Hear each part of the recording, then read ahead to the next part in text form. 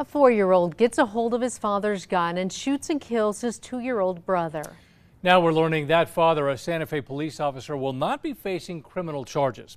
Prosecutors say they might have had a case had the laws been different.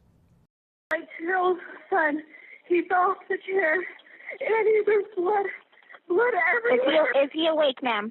No. A frantic mother calls police after finding her 2-year-old son Lincoln bleeding on the kitchen floor. Officers responded to the Rio Rancho home in December of 2021 to find the boy had been shot and learn it was the boy's 4-year-old brother who pulled the trigger. Their father, Santa Fe police officer Jonathan Harmon, later explained to police how he stored his personal gun while he was at home. I take it off my body when we get home. I put it on the very highest top shelf in the kitchen.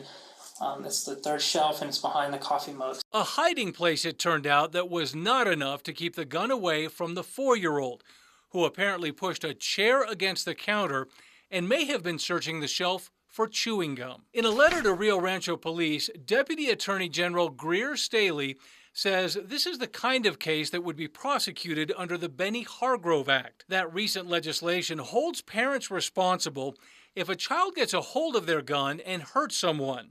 But because that law passed earlier this year, more than a year after Lincoln's death, the state cannot use it to prosecute this case, meaning Officer Jonathan Harmon will not be charged. I still didn't know. I didn't want to believe it was the gun.